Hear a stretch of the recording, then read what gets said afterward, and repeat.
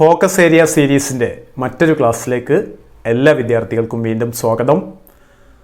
നമ്മൾ ഇന്ന് ഡിസ്കസ് ചെയ്യാൻ പോകുന്നത് പാർട്ട് 1 അക്കൗണ്ടൻസിയിലെ ചാപ്റ്റർ നമ്പർ 4 ആണ്.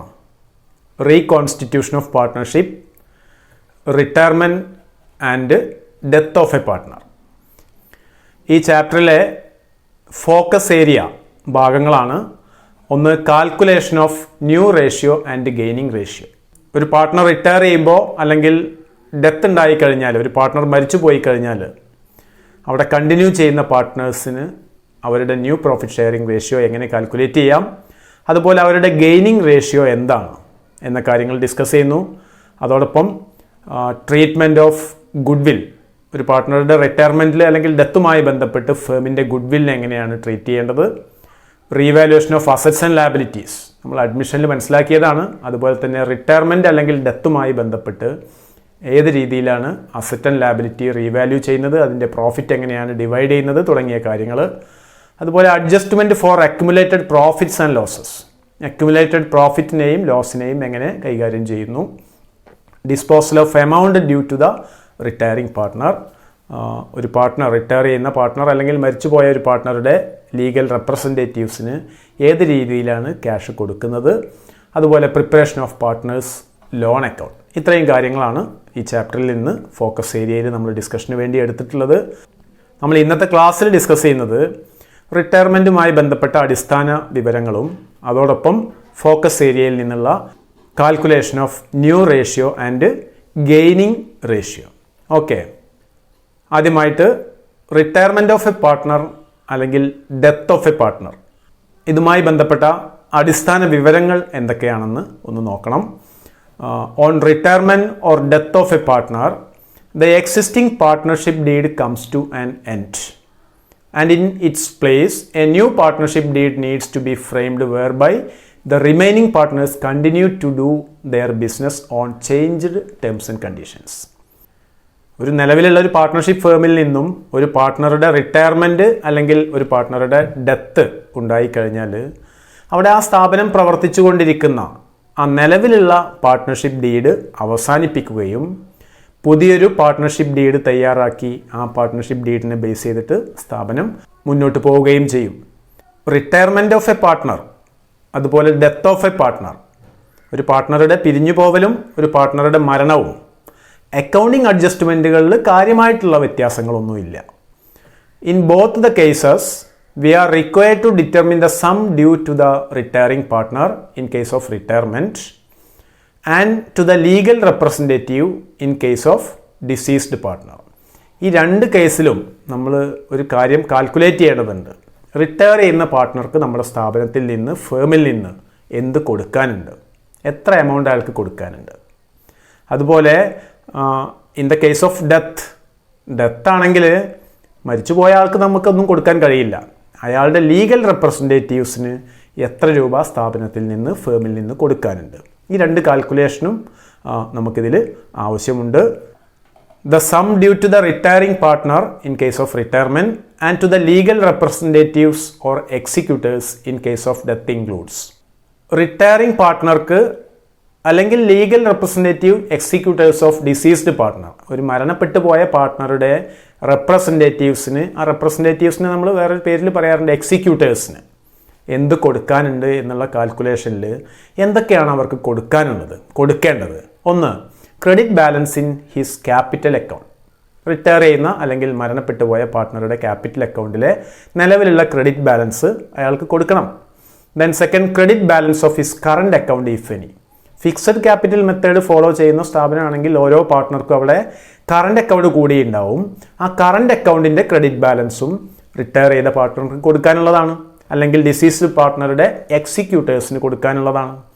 Then his share of goodwill, സ്ഥാപനത്തിൻ്റെ നിലവിൽ ഉള്ള വാല്യൂ ഓഫ് ഗുഡ് വിൽ അവിടെ നിലവിലുള്ള എല്ലാ പാർട്ട്നേഴ്സിൻ്റെയും ഹാർഡ് വർക്ക് കൊണ്ടുണ്ടായിട്ടുള്ളതാണ്. വാല്യൂ ഓഫ് ഗുഡ് വിൽ ഉണ്ടായിട്ടുള്ളത് നിലവിലുള്ള എല്ലാ പാർട്ട്നേഴ്സിൻ്റെയും കഠിനാധ്വാനം വഴിയാണ്. അപ്പോൾ റിട്ടയർ ചെയ്യുന്ന പാർട്ട്ണർക്ക് ആ ഗുഡ് വില്ലിൻ്റെ ഒരു ഷെയർ കിട്ടാനുള്ള റൈറ്റ് ഉണ്ട്. Okay, then his share of accumulated profits or reserves, മറ്റൊരു ഐറ്റമാണ് അക്യുമുലേറ്റഡ് പ്രോഫിറ്റ് അല്ലെങ്കിൽ റിസർവ്. റിട്ടയർ ചെയ്യുന്ന പാർട്ട്ണർക്ക് അതിൻ്റെ ഒരു ഷെയർ കൊടുത്തിരിക്കണം. Then his share in the gain on revaluation of assets and liabilities. Retire ചെയ്യുന്ന പാർട്ട്ണർ ആ റിട്ടയർമെൻറ്റ് ഡേറ്റ് വരെ സ്ഥാപനത്തിൻ്റെ ഭാഗമാണ്. ആ സ്ഥാപനത്തിൻ്റെ അസറ്റ് ആൻഡ് ലാബിലിറ്റി റീവാല്യൂ ചെയ്യുമ്പോൾ ഉണ്ടാകുന്ന പ്രോഫിറ്റിൻ്റെ ഒരു ഷെയറിന് റിട്ടയറിംഗ് പാർട്ട്ണർക്കും അവകാശമുണ്ട്. Then his share of profits up to the date of retirement or death. Retire ചെയ്യുന്ന പാർട്ട്ണർക്ക് അല്ലെങ്കിൽ മരണപ്പെട്ടു പോയ പാർട്ട്ണർക്ക് ആ ഡേറ്റ് ഓഫ് ഡെത്ത് വരെയുള്ള അല്ലെങ്കിൽ ഡേറ്റ് ഓഫ് റിട്ടയർമെൻറ്റ് വരെയുള്ള ദിവസങ്ങളിലെ പ്രോഫിറ്റിൻ്റെ ഒരു ഷെയറിൽ അവകാശമുണ്ട്. അത് കാൽക്കുലേറ്റ് ചെയ്ത് കൊടുക്കണം. അതുകൂടാതെ interest on capital if involve up to the date of retirement or death. Date of retirement അല്ലെങ്കിൽ ഡെത്ത് വരെയുള്ള ഇൻട്രസ്റ്റ് ഓൺ ക്യാപിറ്റൽ, സ്ഥാപനം ഇൻട്രസ്റ്റ് ഓൺ ക്യാപിറ്റൽ പ്രൊവൈഡ് ചെയ്യുന്നുണ്ടെങ്കിൽ ആ എമൗണ്ട് കൊടുക്കണം. Then salary, commission etcetera if any due to him up to the date of retirement. ഏതെങ്കിലും തരത്തിലുള്ള salary അല്ലെങ്കിൽ മറ്റു കമ്മീഷനുകൾ റിട്ടയർ ചെയ്ത പാർട്ട്ണർക്ക് സ്ഥാപനം കൊടുക്കാനുണ്ടെങ്കിൽ അത് അയാൾക്ക് കൊടുക്കേണ്ടതാണ്. ഓക്കെ, അപ്പോൾ റിട്ടയർ ചെയ്യുന്ന പാർട്ട്ണർക്ക് ഇത്രയും തരത്തിലുള്ള എമൗണ്ടുകൾ സ്ഥാപനം കൊടുക്കാനുണ്ടാവാം. അതുപോലെ അയാളുടെ കയ്യിൽ നിന്ന് ചില ഡിഡക്ഷൻസ് ഉണ്ടാവാം. അങ്ങനെ ഈ റിട്ടയറിംഗ് പാർട്ട്ണർക്ക് ടോട്ടൽ നമ്മൾ കൊടുക്കാനുള്ള എമൗണ്ടിൽ നിന്ന് ഇനി പറയുന്ന കാര്യങ്ങൾ മൈനസ് ചെയ്യണം അഥവാ ഡിഡക്റ്റ് ചെയ്യണം. എന്തൊക്കെയാണ്? Debit balance of his current account. അയാളുടെ കറണ്ട് അക്കൗണ്ട് ഡെബിറ്റ് ബാലൻസ് ഉണ്ടെങ്കിൽ അത് മൈനസ് ചെയ്യണം. Then his share of goodwill to be written off if necessary. Retirement ഡേറ്റിൽ ആ സ്ഥാപനത്തിൻ്റെ ബാലൻസ് ഷീറ്റിൽ ഒരു ഗുഡ് വിൽ എന്ന് പറയുന്ന അസറ്റ് കാണുന്നുണ്ടെങ്കിൽ അത് റൈറ്റ് ഓഫ് ചെയ്യണം. അപ്പോൾ അതിൻ്റെ ഒരു ഷെയർ അയാളുടെ ക്യാപിറ്റൽ അക്കൗണ്ട് ഡെബിറ്റ് ചെയ്യണം അഥവാ അയാളുടെ ക്യാപിറ്റലിൽ നിന്ന് മൈനസ് ചെയ്യണം. Then his share of accumulated losses. ഈ സ്ഥാപനത്തിന് ഏതെങ്കിലും തരത്തിലുള്ള അക്യുമുലേറ്റഡ് ലോസുകൾ ഉണ്ടെങ്കിൽ അത് റിട്ടയറിംഗ് പാർട്ട്ണറുടെ ഷെയറിൽ നിന്ന് മൈനസ് ചെയ്യണം. Then his share of loss on revaluation of assets and liabilities. അസറ്റും ലാബിലിറ്റി റീവാല്യൂ ചെയ്തപ്പോൾ ലോസ് ആണ് ഉണ്ടായതെങ്കിൽ റിട്ടയറിംഗ് പാർട്ട്ണറുടെ ക്യാപിറ്റൽ അക്കൗണ്ടിൽ നിന്ന് അല്ലെങ്കിൽ ക്യാപിറ്റൽ ബാലൻസിൽ നിന്ന് അത് മൈനസ് ചെയ്യണം. Then his share of loss up to the date of retirement or death. Retire ചെയ്ത പാർട്ട്ണറുടെ ക്യാപിറ്റൽ ബാലൻസിൽ നിന്ന് കുറയ്ക്കേണ്ട മറ്റൊരു ഐറ്റമാണ് ഡേറ്റ് ഓഫ് റിട്ടയർമെൻറ്റ് വരെയുള്ള ഒരു ഫിനാൻഷ്യൽ ഇയറിൻ്റെ എൻഡിൽ നിന്നും അടുത്ത ഡേറ്റ് ഓഫ് റിട്ടയർമെൻറ്റ് വരെയുള്ള ആ ദിവസങ്ങളിലെ ലോസ് ഉണ്ടെങ്കിൽ അത് മൈനസ് ചെയ്യണം. Then sixth, his drawings up to the date of retirement or death. സ്ഥാപനത്തിൽ നിന്നും വല്ല ഡ്രോയിങ്സ് ഉണ്ടെങ്കിൽ അത് അയാൾക്ക് കൊടുക്കാനുള്ള ക്യാപിറ്റലിൽ നിന്ന് മൈനസ് ചെയ്യണം. Then seventh, interest on drawings if involve up to the date of retirement or death. Interest on drawings ഉണ്ടെങ്കിൽ അത് അയാളുടെ ക്യാപിറ്റൽ അക്കൗണ്ട് ഡെബിറ്റ് ചെയ്യണം അഥവാ ആ കൊടുക്കാനുള്ള ക്യാപിറ്റലിൽ നിന്ന് മൈനസ് ചെയ്യണം. Then the accounting aspects involved in the retirement or death of a partner are: ഒരു പാർട്ട്ണർഷിപ്പ് ഫേമിൽ നിന്ന് ഒരു പാർട്ട്ണർ റിട്ടയർ ചെയ്യുമ്പോൾ അത്യാവശ്യമായി വരുന്ന അക്കൗണ്ടിങ് അഡ്ജസ്റ്റ്മെൻറ്റുകൾ അല്ലെങ്കിൽ അക്കൗണ്ടിങ് വർക്കുകൾ എന്തൊക്കെയാണ്? ഒന്ന്, ascertainment of new profit sharing ratio and gaining ratio. Then treatment of goodwill. സ്ഥാപനത്തിൻ്റെ ഗുഡ് വിൽ എന്തു ചെയ്യണം? Then revaluation of assets and liabilities. നമ്മൾ അഡ്മിഷനിൽ പഠിച്ചു കഴിഞ്ഞു, അസറ്റ് ആൻഡ് ലാബിലിറ്റി റീവാല്യൂ ചെയ്യണം. പ്രോഫിറ്റ് ആണെങ്കിൽ പഴയ പാർട്ട്നേഴ്സിന് ഷെയർ ചെയ്യണം.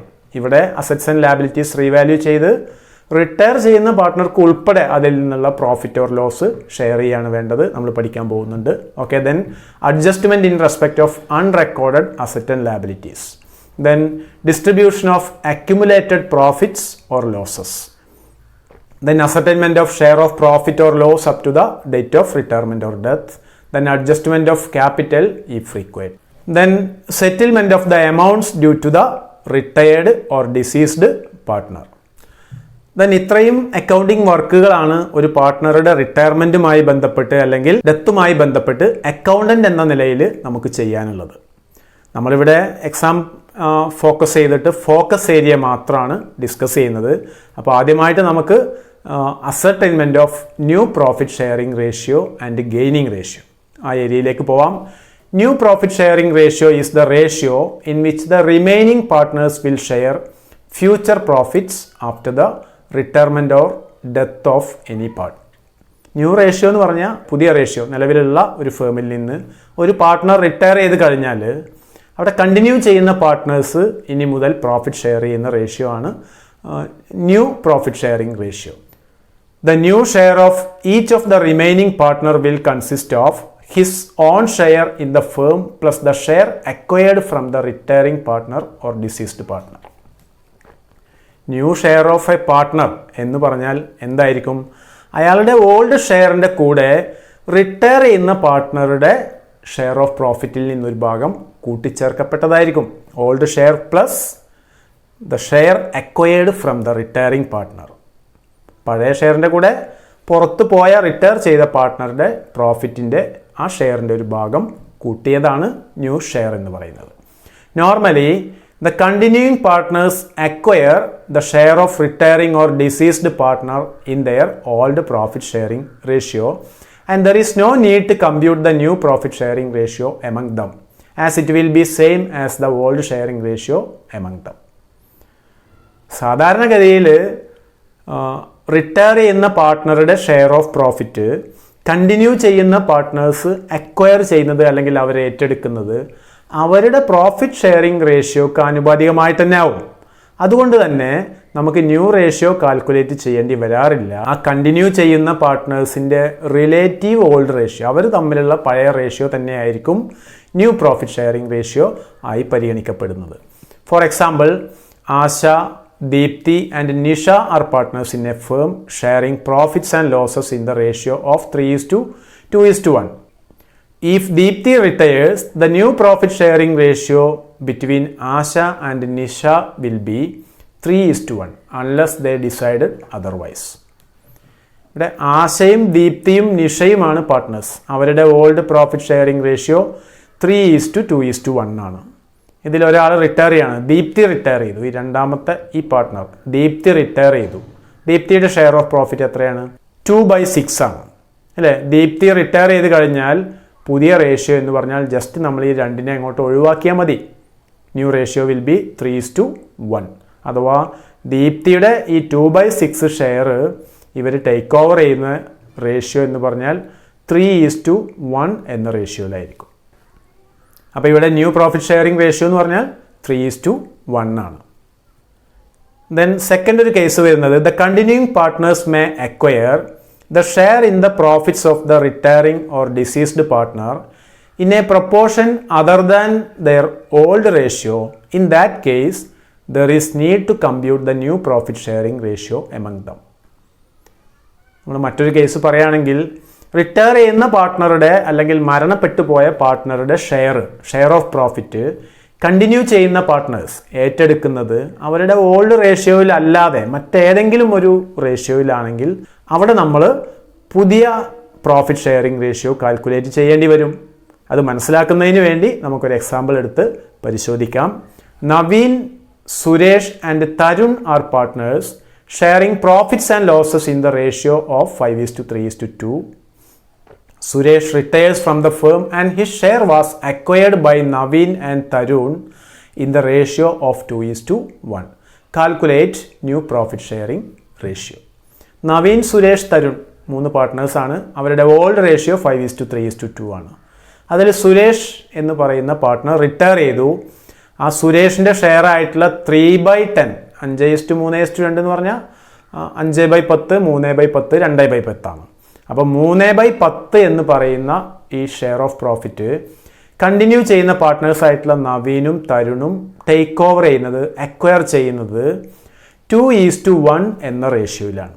അപ്പോൾ അവരുടെ ഓൾഡ് റേഷ്യോയിലല്ല അക്വയർ ചെയ്യുന്നത്, അവർ മറ്റൊരു റേഷ്യോയിൽ അക്വയർ ചെയ്യാൻ വേണ്ടി തീരുമാനിച്ചു. ആ റേഷ്യോ ആണ് 2:1.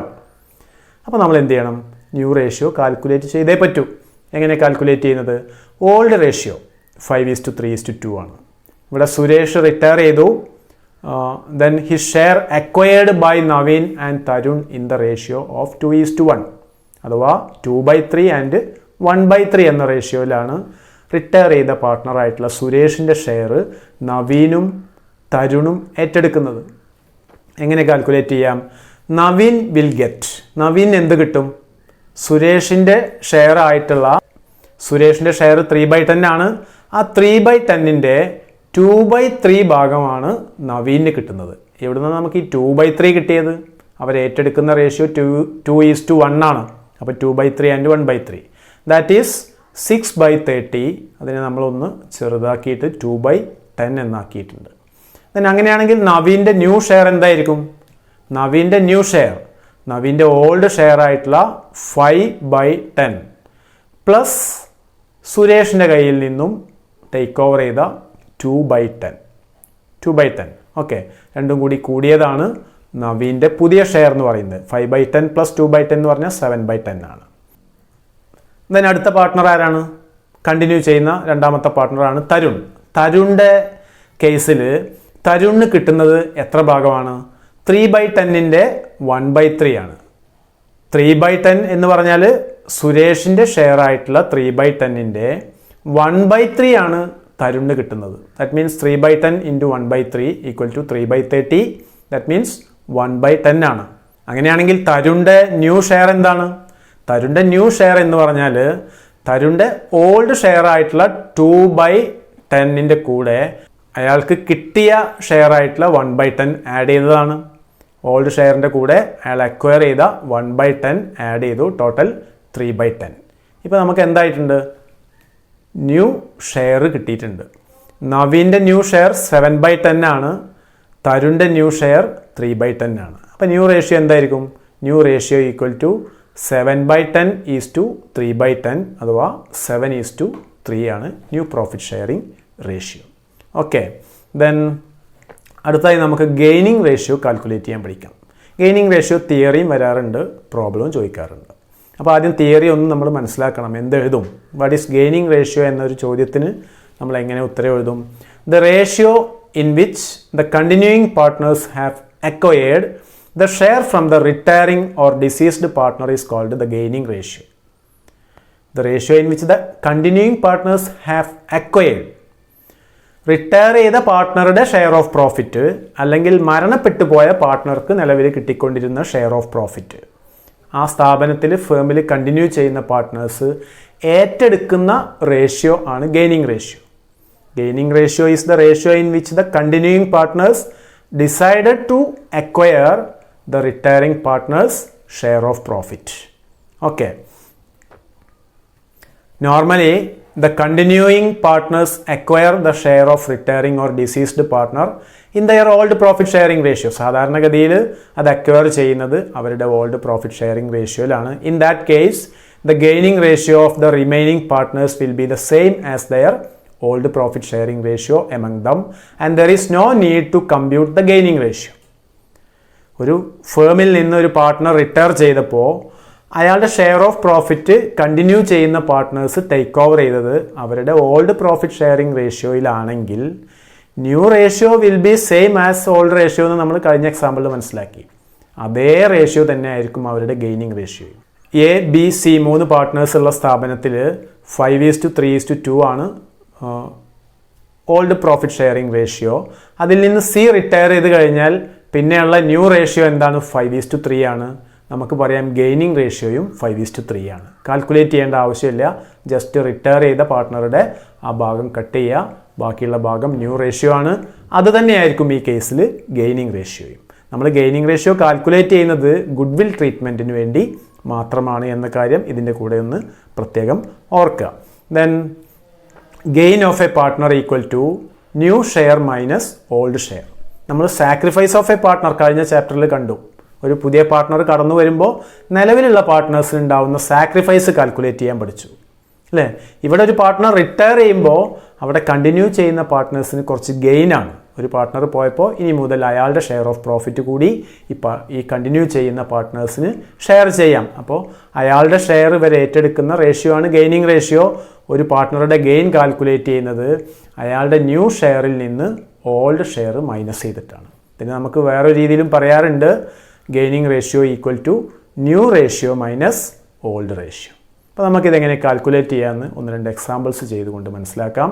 Murali, Naveen and Om Prakash are partners sharing profits in the ratio of 3/8, 1/2 and 1/8.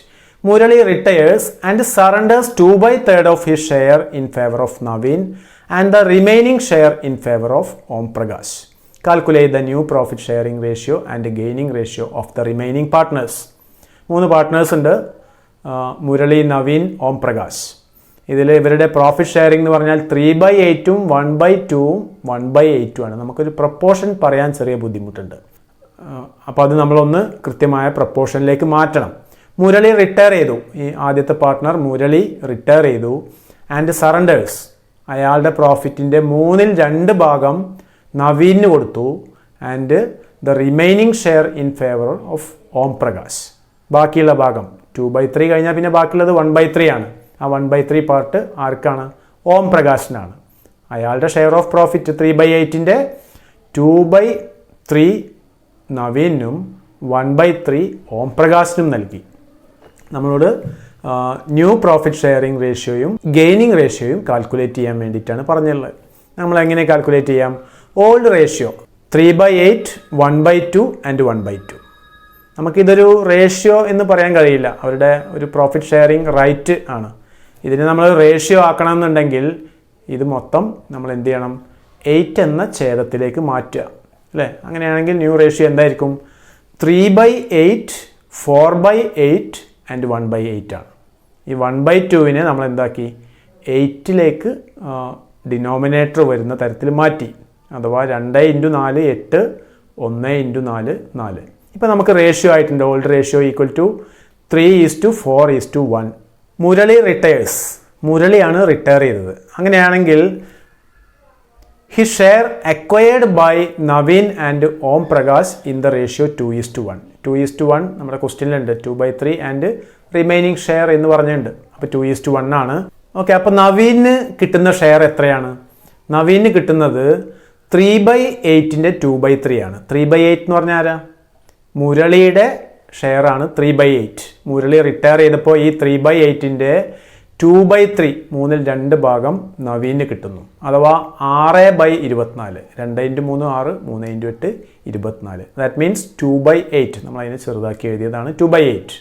Then അങ്ങനെയാണെങ്കിൽ നവീൻ്റെ ന്യൂ ഷെയർ എന്താണ്? നവീൻ്റെ ന്യൂ ഷെയർ എന്ന് പറഞ്ഞാൽ അയാളുടെ ഓൾഡ് ഷെയർ ആയിട്ടുള്ള 4/8. നമ്മൾ ഓൾഡ് റേഷ്യോ ഇവിടെ ഉണ്ട്. 4/8 ആണ് നവീൻ്റെ ഓൾഡ് ഷെയർ.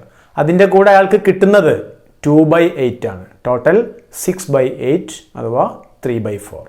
ദെൻ ഓം പ്രകാശിൻ്റെ കേസിൽ ഓം പ്രകാശിന് എത്രയാണ് കിട്ടുന്നത്? 3/8ൻ്റെ 1/3 ആണ്. 3/8ൻ്റെ 1/3 എന്ന് പറഞ്ഞാൽ 3/24 ആണ്. That is 1/8. അപ്പോൾ ഓം പ്രകാശിൻ്റെ ന്യൂ ഷെയർ എന്താണ്?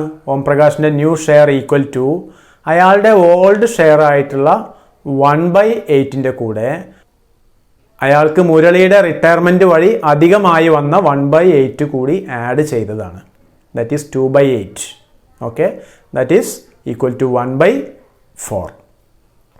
ഇപ്പം നമുക്ക് ന്യൂ റേഷ്യോ കിട്ടിയിട്ടുണ്ട്. ന്യൂ റേഷ്യോ എത്രയാണ്? നമുക്ക് എങ്ങനെ കിട്ടും?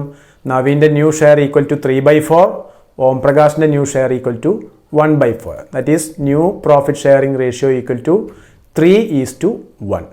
നമുക്കിവിടെ ഗെയിനിങ് റേഷ്യോ കൂടി കാണേണ്ടതുണ്ട്. നവീൻ്റെ ഗെയിൻ നമ്മളിവിടെ കാൽക്കുലേറ്റ് ചെയ്തിട്ടുണ്ട്.